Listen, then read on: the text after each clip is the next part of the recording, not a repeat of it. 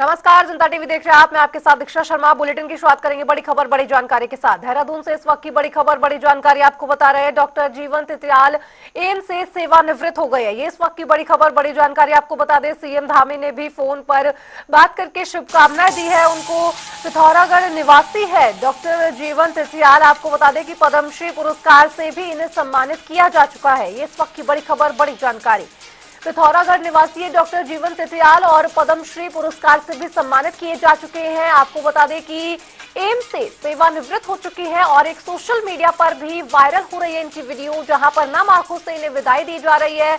आपको बता दें कि 40 साल से ज्यादा इन्होंने यहां पर अपना काम दिया, अपना योगदान दिया। साथ ही जिस तरह से जीवन तिथियाल की अगर बात करें तो नेत्रों के जो रोगी हैं उनका ख्याल रखते थे, उनका ध्यान रखते थे। और रुख करेंगे उत्तराखंड का, जहां पर निकाय चुनाव होने वाले हैं, जिसको लेकर बीजेपी ने अपनी तैयारियां शुरू कर दिया। और इसी कड़ी में बीजेपी की ओर से निकाय चुनाव के लिए समन्वयक तय किए जा चुके हैं और इन सभी को बीजेपी प्रदेश अध्यक्ष महेंद्र भट्ट के निर्देश पर नियुक्त किया गया है।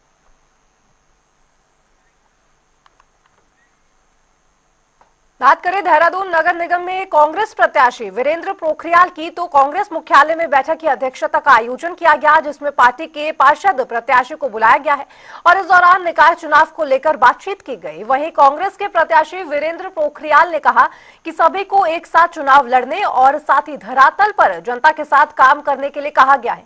उन्होंने कहा कि प्रदेश की जनता बीजेपी से तंग हो चुकी है, यानी कि जनता कांग्रेस को एक मौका देती है तो कांग्रेस हमेशा उनके साथ खड़ी रहेगी।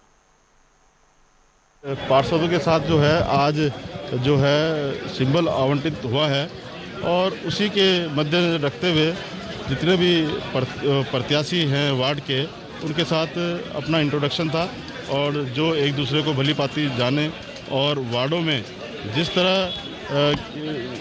बूथ कमेटी से लेके और कांग्रेस के पक्ष में मतदान करने के लिए घर घर जाने के लिए एक रणनीति बनाई गई है, उसी उसमें ये हम लोगों ने एक मीटिंग करी है और आगे भी चलती रहेगी। देखिए मुद्दे आज की उसमें आप ये लगाइए।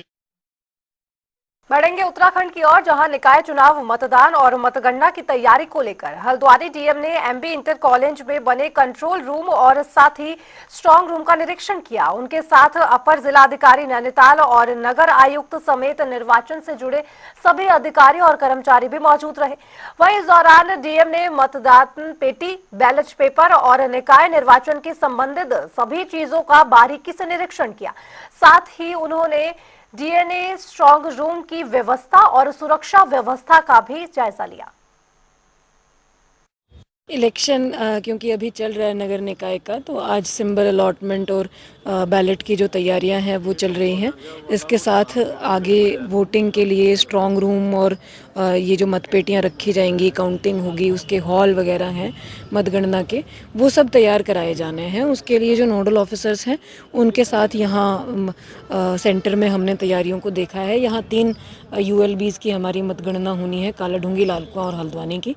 उसके लिए जो आवश्यक तैयारियां हैं, बैरिकेडिंग है या काउंटिंग सेंटर में टेबल्स वगैरह की व्यवस्था है, इंटरनेट कनेक्शन की व्यवस्था है, अन्य कंप्यूटर सिस्टम वगैरह की जो चीज़ें हैं वो सब करवाई जा रही हैं। उसको समय से पूरा कराने के निर्देश दिए हैं। साथ में कंट्रोल रूम को भी देखा है, जो मतदान के लिए जो टीमें जाएंगी उनको सामग्री दी जाएगी, वो किट तैयार हो रही हैं अभी, उसको भी देखा है, उसकी गुणवत्ता भी सही रहे और सारी जो चेकलिस्ट है उसके अनुसार ठीक ढंग से चेक करके वो सामग्री टीमों को दी जाए, उसके लिए नोडल अधिकारी को निर्देशित किया है ताकि पोलिंग डे के दिन किसी भी प्रकार की कोई समस्या ना आए। तो लॉजिस्टिक्स संबंधी जितनी भी तैयारियां हैं वो समय से पूरी करी जा रही हैं। और चलिए रुक कर लेंगे हल्द्वानी से इस वक्त की बड़ी खबर बड़ी जानकारी का। आपको बता दें उत्तराखंड विश्वविद्यालय का आज दीक्षांत समारोह होना है। इस वक्त की बड़ी खबर बड़ी जानकारी, उत्तराखंड ओपन यूनिवर्सिटी का 9वां दीक्षांत समारोह का आयोजन है, जहां पर राज्यपाल गुरमीत सिंह ने शिरकत की है। तो वहीं सचिव उच्च शिक्षा भी इसमें मौजूद रहेंगे, रंजीत सिन्हा भी कार्यक्रम में मौजूद है। ये आपको बता दें इस वक्त की बड़ी खबर। 25 मेधावियों को गोल्ड, 13 छात्रों को पीएचडी की उपाधि से सम्मानित किया जाएगा। ये इस वक्त की बड़ी खबर बड़ी जानकारी हल्द्वानी से। उत्तराखंड ओपन यूनिवर्सिटी में 9वें दीक्षांत समारोह का आयोजन, जहां पर राज्यपाल गुरमीत सिंह ने शिरकत की और साथ ही आपको बता दें कि सचिव उच्च शिक्षा रंजीत सिन्हा भी कार्यक्रम में मौजूद है। 25 मेधावियों को गोल्ड मेडल दिया जाएगा। तो उधर देहरादून पुलिस की ओर से यातायात का उल्लंघन करने वालों के खिलाफ विशेष अभियान चलाकर कार्रवाई की जा रही है और इस पर वरिष्ठ पुलिस अधीक्षक अजय सिंह ने बताया कि यातायात के नियमों का उल्लंघन करते पर पिछले 1 महीने पर कई लोगों पर कार्रवाई की गई है और इसके तहत चालान भी काटे जा रहे हैं। साथ ही कहा कि आगे भी इस तरह की कार्रवाई जारी रहेगी। देखिए, ज़्यादातर जो यातायात उल्लंघन में देखा गया है, जो हमारे युवा हैं, खासकर 20 से 30 साल के युवा हैं या कुछ नाबालिग भी ऐसे हैं जो वाहन चलाते हैं और खासकर रैश ड्राइविंग की शिकायत उनकी रहती है। बहुत सारे इस तरह के एक्सीडेंट भी होते हैं जिसमें बिना हेलमेट के या रैश ड्राइविंग के कारण पाए गए। साथ ही साथ ड्रंक एंड ड्राइविंग के भी बहुत सारे ऐसे केसेस रहे हैं जिसमें पुलिस कार्रवाई करे। इसमें युवा ही ऐसे पाए जाते हैं जो ऐसी गाड़ियों को चला रहे हैं ड्रंक एंड ड्राइव में। तो एक अभियान के तहत पूरे 1 माह का चलाया गया था। इसमें कोशिश की गई थी कि जितने भी इस तरह के युवा उल्लंघन कर रहे हैं उनका चालान तो हो ही, जो इन्फोर्समेंट का MV एक्ट में, साथ ही साथ उनके पेरेंट्स, गार्जियन या उनके जो भी परिचित हैं या घर के जो रिश्तेदार हैं उनसे बात की जाए। तो इस संबंध में हमने पूरा डेटा कलेक्ट किया और 1 महीने की जो ड्राइव थी उसमें 6400 के करीब हमारे ऐसे युवा थे जिन्होंने उल्लंघन करते हुए पाए गए। उनके खिलाफ MV एक्ट में कार्रवाई भी हुई।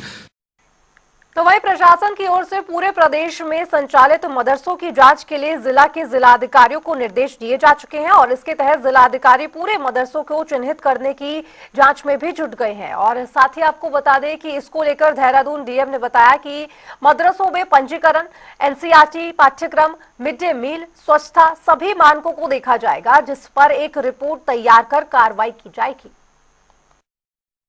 देखिए, इंस्ट्रक्शंस क्लियर हैं कि जो हमारे लीगलाइज्ड वे से पंजीकृत इंस्टीट्यूशंस चल रहे हैं, सो उसमें तो जो हमारे नॉर्म्स हैं प्रिस्क्राइब्ड बाय द गवर्नमेंट वो फॉलो हो रहे हैं कि नहीं।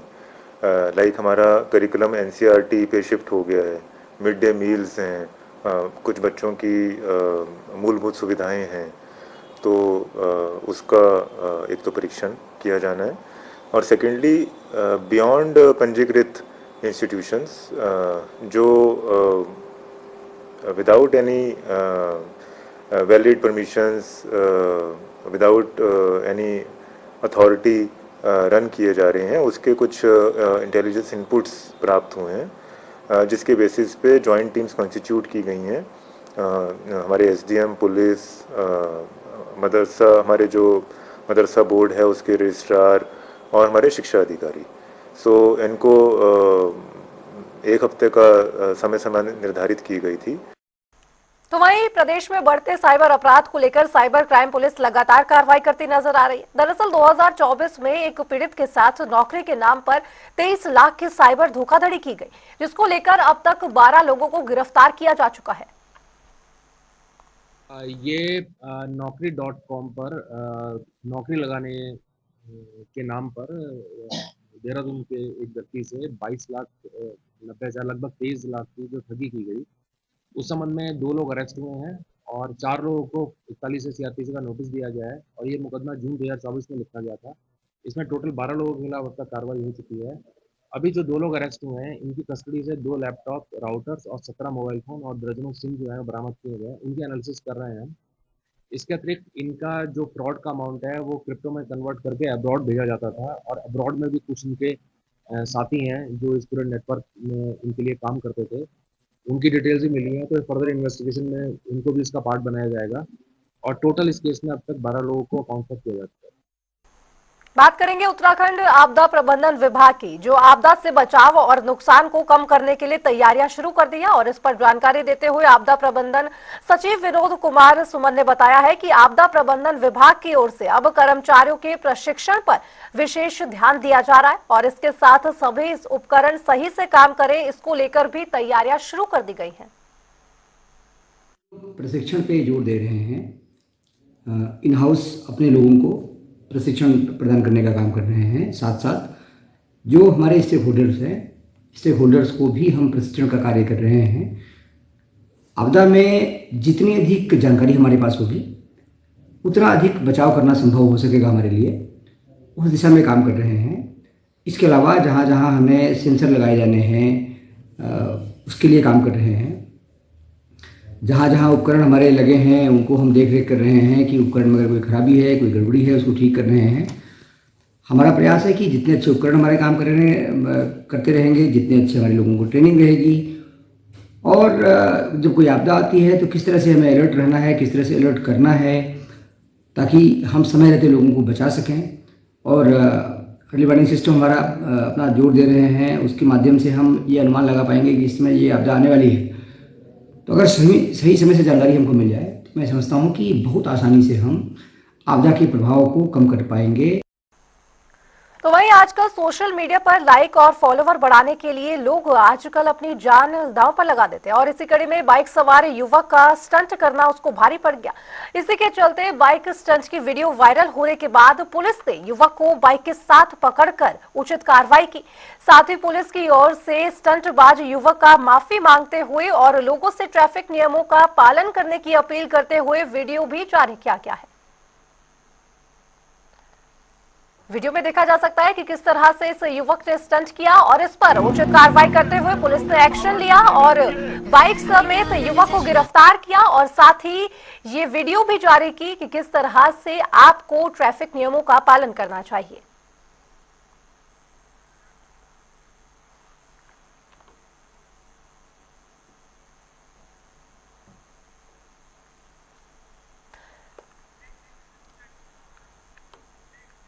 देहरादून के रायपुर क्षेत्र में अवैध रूप से संचालित गैस गोदाम पर प्रशासन ने कड़ी कार्रवाई की है और प्रशासन की ओर से गैस गोदाम को सीज कर दिया गया है। बता दें कि डीएम की जनसुनवाई कार्यक्रम में एक 95 वर्षीय महिला ने उनकी भूमि पर अवैध रूप से संचालित गैस गोदाम होने और साथ ही भूमि कब्जे की शिकायत की थी, जिसके बाद मामले में कार्रवाई के निर्देश दिए गए और उसके बाद ये एक्शन लिया गया। देखिए, मामला ये है कि एक महिला है, वृद्ध महिला, लगभग 80 वर्षीय महिला लीलावती, वो हमारे पास जनता दरबार में एक शिकायत लेकर आई थी कि उनकी जो विधिक भूमि है उस पर किसी व्यक्ति ने एक अवैध रूप से गैस गोदाम बना दिया है। इस पूरे मामले की हमने जांच की और जांच में ये पाया गया है कि एक व्यक्ति जो है लोकेश उनियाल नाम से, वो एक बिना किसी वैध भूमि स्वामित्व के इस महिला की भूमि पर एक गैस गोदाम चला रहे थे। उसमें हमने अपनी टीम से भी पूरी आख्या ली और उसके बाद जो विस्फोटक नियंत्रक हैं उनके ऑफिस से भी इसमें आख्या ली गई और पूरे मामले की जांच करने पर ये बात की पुष्टि हुई थी और इसीलिए हमने वो गैस गोदाम बंद करा दिया है। और चलिए बुलेटिन में फिलहाल इतना है, लेकिन खबरों का सिलसिला जनता टीवी पर लगातार जारी। नमस्कार।